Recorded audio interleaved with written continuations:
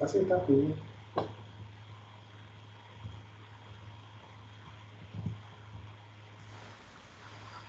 Foi. Ele. Oi. Tudo Deu, bem? será? Deu certo, tô te vendo. Ai, não estou vendo o seu rosto. Não tá vendo? Peraí, deixa eu tentar A aqui. gravação e a transmissão começaram. Por enquanto, as funções da reunião só estão disponíveis para alguns usuários do Teams. Política de privacidade. Estou te vendo. Você está me Tá vendo? vendo? Você está me Tô vendo? sim. Tô sim. Espera aí, vamos organizar. Você está me ouvindo direitinho? Tá tudo tranquilo, tudo certo pra Você mim. só vai começar a gravar alguma hora aí que você ganha ou já está gravando tudo? Já tá gravando tudo. E aí, para você publicar alguma coisa, você edita ou não edita? É tudo isso. Essa nossa luta para entrar vai toda, é isso? Não, comecei outra gravação, né? Então, Tá, tem um minuto de gravação agora, né? mas o que a gente está falando agora, Tá gravando. todo mundo Mas ouvindo. pode Então, cortar, ótimo. A vida é assim. É, porque a vida tecnológica não é tão fácil para algumas pessoas. Não, Para a mas eu sua concordo. geração é mais, para a minha geração é mais difícil. E, e eu não estou fazendo tantas reuniões assim online, mas deu certo. Deu certo, tá ótimo. É. Então, muito obrigada por estar aqui, tá? Tipo, é uma honra muito grande estar aqui, porque eu sou muito sua fã e muito entusiasta do seu trabalho. Então, é muito legal falar com você. Que E linda. você é a quarta entrevistada do projeto Mulheres que Inspiram, que visa abordar a liderança feminina no mercado de trabalho e romper com o estereótipo de menosprezo da mulher em certas áreas. Então, você gostaria de se apresentar?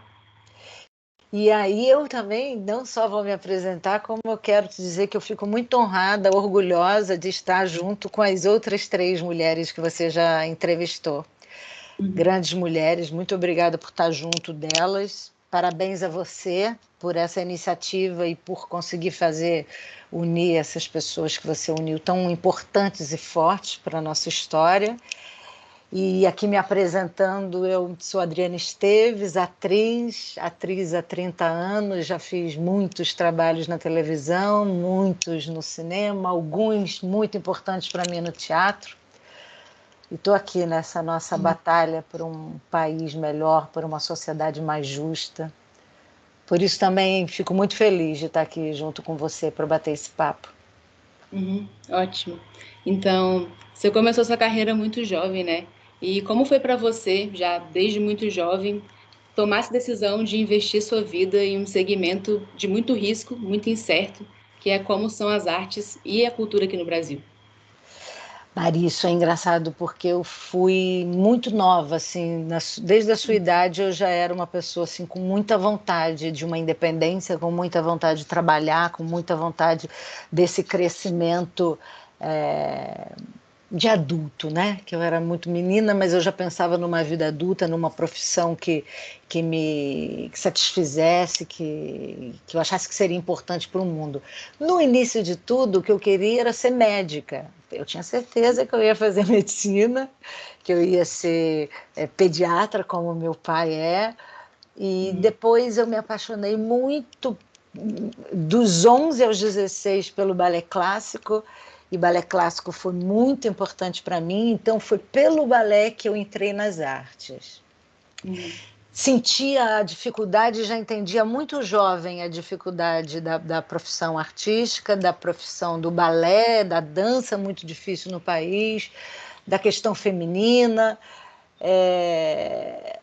Só que uma determinada hora no meu crescimento, o balé foi meio que saindo da minha vida, porque eu comecei a ter uma impressão que eu não ia ter tanto prazer e tanta felicidade quanto eu imaginava na minha vida profissional.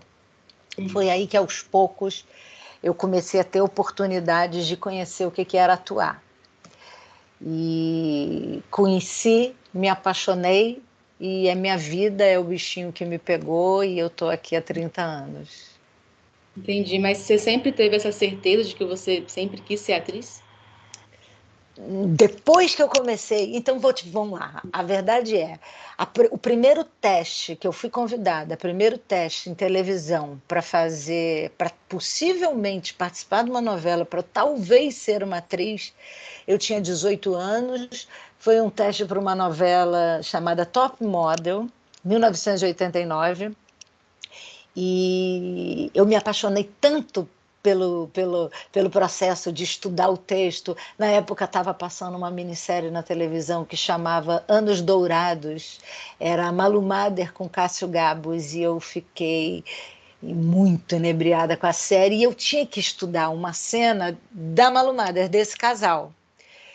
E eu, com o meu jeito, sem técnica nenhuma, nunca tinha estudado teatro, não existia ninguém da minha família que fosse da profissão, eu me agarrei com unhas e dentes, com a minha vitrolinha no quarto, com a minha música para imaginar. A música era o CD, o CD na época não, na época era o LP da série, e eu me dediquei muito, e eu fiz muitos testes na TV Globo sem contar para ninguém dentro da minha casa. Meu pai e minha mãe sentiam que eu estava menos ansiosa com balé e estava muito encantada com alguma coisa que eu estava plantando. E aí veio a novidade que eu fui aprovada com 18 anos para fazer meu primeiro personagem em televisão, que foi uma personagem chamada Tininha em Top Model. E dali até aqui eu tenho milhares de trabalhos, e isso me deixa muito feliz com a minha trajetória, porque na primeira, Maria, tem hora que a gente pensa assim, só vai ser dessa vez, eu não vou ter mais outra oportunidade, não vai acontecer, e eu vou perder essa felicidade, esse prazer que eu estou tendo. Eu não perdi, e o prazer só aumentou. É excelente, então. E ao longo desses 30 anos que você conseguiu edificar uma carreira multipremiada e se quase estabilizar como uma das maiores atrizes brasileiras, é, muitas pessoas passaram a glamorizar e talvez idealizar a vida de uma artista sem, ao menos, procurar saber os impasses ou sem reconhecer os impasses. Então, quais são suas dicas que você poderia talvez compartilhar para alguém, alguma pessoa, alguma menina que procura abraçar essa carreira artística e também conseguir ter sucesso nisso? Eu acho que o meu maior conselho, que talvez seja até o que eu dê também para os meus filhos aqui em casa, que estão entrando já estão demonstrando interesse na área artística, é que tem que ser a nossa verdade. Não tem que ser uma profissão, você procurar essa profissão porque você acha que é glamurosa, porque ela muitas vezes não é, porque você acha que ela é mais fácil, porque muitas vezes ela não é. Tem que ser porque você não sabe viver sem fazer aquilo. Tem que ser a sua maior verdade. Tem que ser a sua maior aptidão.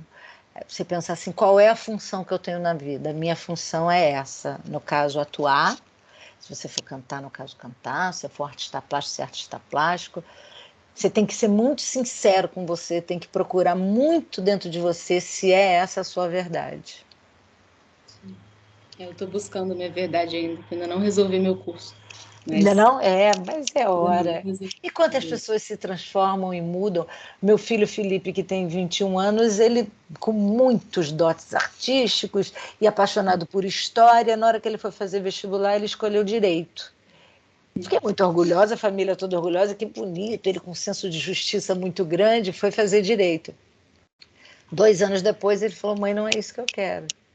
Então ele tem uma banda, ele canta, ele vai começar a atuar também, que a gente já sentiu, mas ele mudou a faculdade para História.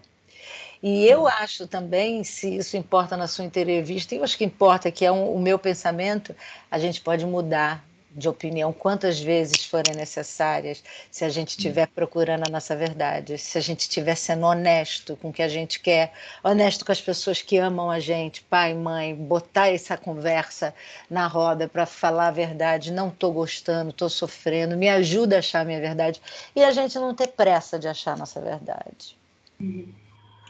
Vou encontrar a minha, com certeza. Vai. Você já está aí encontrando. É. E a gente sabe que no Brasil, infelizmente, ainda existem muitos desafios quanto à equidade de gênero, principalmente no quesito salarial e talvez na sobrecarga de trabalho. Então, você acha que a produção artística ela pode dar destaque mais para essa causa de equidade de gênero? Eu acho que a arte, ela procura muito, a luta, uma das funções da arte é a procura de uma justiça, né? Daquela reparação social da igualdade dos gêneros. E eu acho que a arte tem essa função muito grande, muito grande. No momento, inclusive, atual, na época que a gente está vivendo, é muito bonito ver algumas produções, muitas produções agora procurando fazer filmes só com mulheres, a equipe inteira feminina. A busca por essa reparação social, ela está incansável e cresceu muito, né? E eu acho que a arte entra, a produção cultural entra buscando muito isso. Excelente. A gente se sente ativo, né? A gente se sente bastante ativo na causa, a gente se sente ajudando a mudar o mundo. Uhum. E outra questão é que com a pandemia eu vi que talvez tenha tido uma diminuição de gravação e tudo mais. E como você lidou com isso? Isso foi muito difícil. Eu estava fazendo uma novela, que era O Amor de Mãe. A novela faltavam 100 capítulos para terminar, então a gente já vinha trabalhando há muito tempo e de repente veio a pandemia. Aí aconteceu o que ninguém nunca imaginou, tudo fecha, tudo para. A TV Globo nunca tinha parado por nada na vida. Parecia um pesadelo. A gente falou: isso não é verdade, paramos de gravar. Ficamos sem gravar 6 meses, estúdios Globo fechados. Depois retornamos. Quando a gente retornou, foi muito difícil gravar, com medo, todos os protocolos possíveis para a gente conseguir terminar a obra. Felizmente conseguimos, só que a produção cultural diminuiu muito, né? Durante esse 1 ano e 7 meses, eu acho que a gente está vivendo, né? Mais ou menos isso. E agora é uma torcida, uma luta pela retomada, é um momento de festejar muito a vacina. Hoje levei meu mais velho, Felipe, para vacinar a segunda dose dele. Ele tão novinho, já tomou a segunda dose, foi um momento assim, bem emocionante. Vicente vai tomar agora a sexta, tomara. Mas eu particularmente eu nunca fui muito de assistir novela, não. Mas nos meus 8 anos, com toda a repercussão que a Avenida Brasil teve, e a sua personagem teve a Avenida Brasil, eu passei a assistir alguns capítulos. Então, qual que é o seu segredo, seu método que você conseguiu incorporar, tipo, personagens tão marcantes como a Carminha em Avenida Brasil, a Thelma em Amor de Mãe? Ai, Vitória, eu acho que é assim, eu acho que tudo, claro que tudo é experiência, né? Se você for ver meu primeiro trabalho lá, meu primeiro trabalho em 1989, eu não tinha muita experiência, eu tinha muita vontade, muito desejo, muita dedicação. Eu sou extremamente disciplinada. Se você conversar com qualquer pessoa que trabalha comigo esses anos todos, vai dizer qual uma das maiores características da Adriana é disciplina. Só que também não adianta tanta disciplina sem talento, e as coisas foram se. E os talentos das outras pessoas, que a gente não faz nada sozinho. E que a grande paixão do meu trabalho é essa. Então, você falando de Avenida Brasil. Avenida Brasil é um dos maiores autores de telenovela do mundo, né? Que a nossa novela brasileira é para a gente se orgulhar muito que a novela brasileira é a melhor do mundo. E aí, João Emanuel Carneiro é um grandíssimo autor. Ele fez essa novela com os maiores diretores da TV Globo, com um elenco absolutamente esplendoroso, e me convidaram para fazer uma grande personagem dentro dessa trama, com todas essas características muito grandiosas. Então, esse eu posso dizer. Antigamente eu ouvia, né, que os atores falavam assim: o que foi o tal trabalho para você? Foi um presente. Agora, quando eu fiz a Avenida Brasil, eu entendi o que era um presente.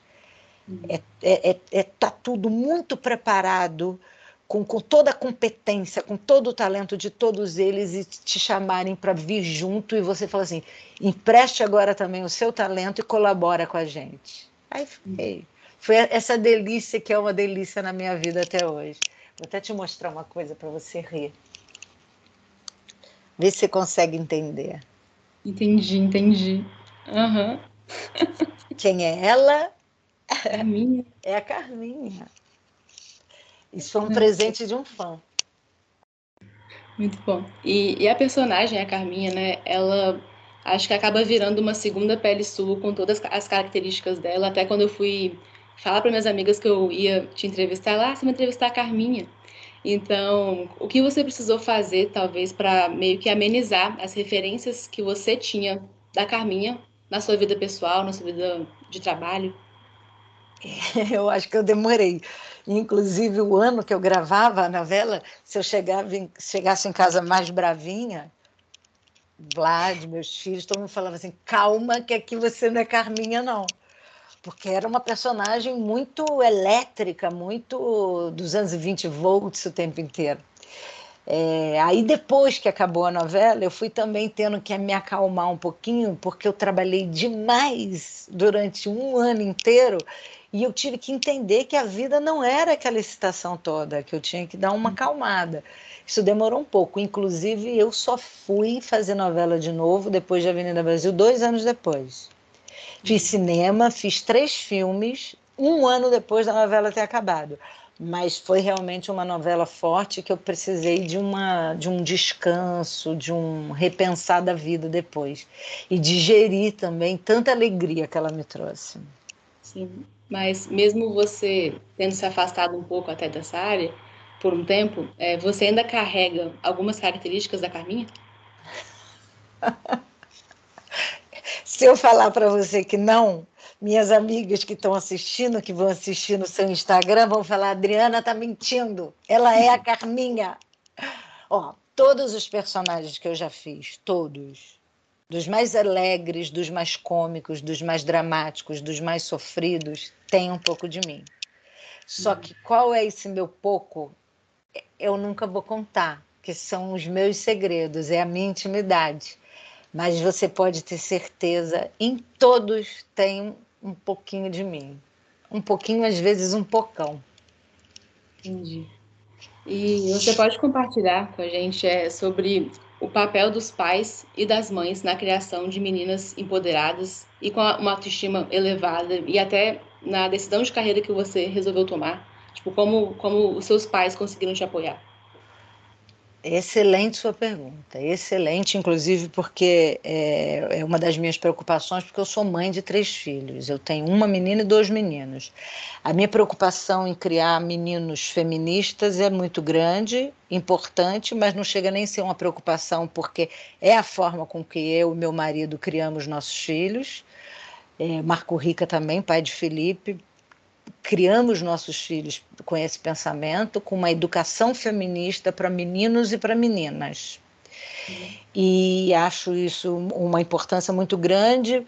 Se eu parar para pensar, mesmo numa outra geração, meu pai e minha mãe tiveram 3 filhas, mulheres, e eu acho que meu pai, sabendo muito do que era o machismo, do perigo do machismo, da dificuldade do machismo, tendo 3 filhas mulheres, e ele querendo o melhor para as 3, ele foi um homem que procurou muito, sem na época nem denominar que ele estava nos dando uma educação feminista, ele estava, porque ele queria gente livre, ele queria gente livre para as nossas escolhas, para desenvolver as nossas capacidades, cada uma as suas capacidades da melhor maneira possível. Então, se ele criou a gente assim, ele criou a gente com pensamento feminista. E minha mãe também, muito batalhadora, muito guerreira, uma mulher filha de. A mãe teve 7 filhos, ela, ela mais velha, e ela cuidou dos 6, né? Tinha um mais velho, rapaz, mas ela cuidou de todos. E tinha aquilo que você sabe muito bem, que a mulher cuida dos filhos, a mulher cuida da casa, e cadê a verdade dela, né, de vida profissional que ela quer, e talvez ela não tenha tanta possibilidade, não tinha, que agora vai ter, porque agora as nossas meninas estão dando o show que você está dando. O seu trabalho é muito bonito, o seu trabalho é muito importante, o seu trabalho salva várias meninas da sua idade. É essa a ideia mesmo. É essa a ideia. E então você acredita que, tipo, em algum momento histórico, a gente vai conseguir atingir a igualdade de gênero, tanto em aspectos sociais, econômicos, especialmente no âmbito artístico? O objetivo é esse, né? A nossa luta é essa, a luta é lenta, de uns anos para cá vem sendo mais rápida e o que nos deixa muito encorajados e felizes, mas é o nosso objetivo, criar um ambiente todo mais justo, mais possível para todas as mulheres.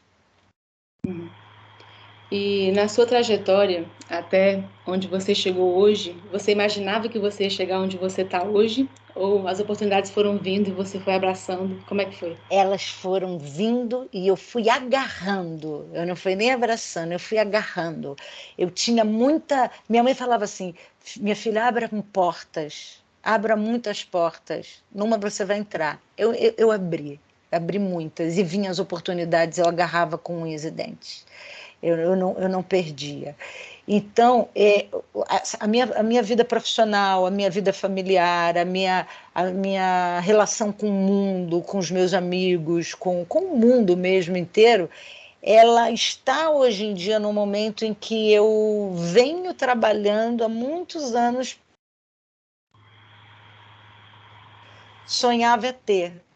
Que eu queria ter, e que nada mais é do que uma vida de realização, mas por que ela é uma vida de realização? Porque ela é uma vida de paz, é uma sensação de missão cumprida, eu estou fazendo o meu dever, sabe? Eu cumpro os meus deveres, eu exerço, tenho o privilégio de conseguir ter os meus direitos, exercer os meus direitos, que é tudo que todo mundo deveria ter, né? Sim. E você é inspiração para muitas jovens, muitas mulheres, muitos meninos também, que visam até uma carreira profissional. Mas quem que foi a sua inspiração quando você resolveu entrar nessa área? Eu tenho muitas mulheres, né, que me inspiram. Eu sou uma pessoa assim, sororidade é comigo. Eu sou apaixonada pelas mulheres. E aí você falando agora aqui, me vem na cabeça grandes mulheres que eu tive a honra, tenho de trabalhar e de ser amiga. Renata Sorrá, Natália do Vale, Laura Cardoso, Glória Menezes, minha grande amiga. O telefone que toca, mas em live toca telefone. Dona Ruth de Souza. Eu tenho uma admiração muito grande pelas mulheres na minha profissão. Na minha profissão e em várias profissões, né? Inclusive falando das grandes mulheres que você já entrevistou agora aí. Sim. E você percebe que no âmbito artístico, as mulheres se apoiam também praticam sororidade? Sim, e mais do que nunca. Eu cresci pequena com as pessoas dizendo que as mulheres não eram muito íntimas, não eram muito amigas. Isso é um pensamento absolutamente machista que foi nos afastando, que fazia a gente ter medo de outra mulher. Eu não quero esse pensamento, eu não vivo com esse pensamento, nunca será dito, nunca isso para nenhuma menina, porque tudo que eu conquistei na vida foi com a ajuda e a parceria de mulheres. É um carinho, é um prazer muito grande entrar num trabalho, não só num trabalho, porque eu estou falando muito de trabalho aqui com você, mas teve uma outra coisa também que foi muito importante da minha admiração por mulher quando eu tive filho. Quando eu tive filho, eu entendi uma coisa muito bonita: as mães são solidárias. Se você estiver na praia e uma mãe teve que correr para pegar um dos filhos dela e o outro ficou pequenininho sozinho, automaticamente existe uma mãe que vai sentar do lado daquele menininho e vai falar assim: calma que a sua mãe já vem. Como se todas nós fôssemos mães de todos os filhos. E aí, isso para mim é uma prova muito grande da grande amizade, da importância da palavra sororidade, porque eu acredito nela. Sim. E por último, qual que é a maior dica que você pode dar para as mulheres que querem atingir cada vez mais cargos de liderança nos seus trabalhos? Acho que eu caio de novo no que eu te falei no início da verdade. Eu acho que o seu objetivo não tem que ser a liderança, o seu objetivo são o que você vai criar, o que você vai produzir, o que você vai poder fazer por aquele ambiente, aquela função que estão te dando, com amor, com tolerância, com respeito, com igualdade, pensando muito no coletivo. Uhum. Mais uma vez eu te falo, eu acho que o objetivo não é o poder.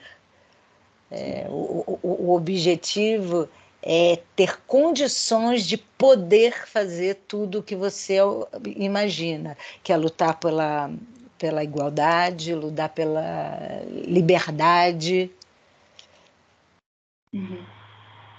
E agora eu vou fazer um pedido um pouco informal. Tem uma amiga minha que quando ela soube que eu ia te entrevistar, ela pediu que você mandasse um beijo para ela. O nome dela é Isadora Bicas, caso você possa. Isadora, Isso. Isadora Bicas, um beijo enorme para você, um beijo. Espero que você também esteja já procurando aí a sua verdade. Ou já achou? É isso. Muito obrigada, Adriana. Foi uma honra te entrevistar, tipo, te conhecer também. Então, eu espero que a gente se encontre aí também em outros momentos. Mas E eu muito quero obrigada de verdade. te dar também, então, pedir também uma licencinha para você mandar um beijo enorme para seu pai, que eu não vejo há tantos anos, e eu tenho um carinho enorme, não só eu, como toda a minha família. A minha avó era encantada pelo seu avô, Dr. Klein. Avô, pai de seu pai, E eu conheci muito. Tá bom, vou mandar, pode deixar, viu? Manda um beijo para sua mãe, Tá enorme. bom, tá bom, pode deixar. Obrigada pela conversa, parabéns e que a gente tenha outras conversas. Vou adorar te encontrar outras vezes. Ah, com certeza. Obrigada a você, viu? Eu vou parar de gravar aqui, só um segundo. Tá bom.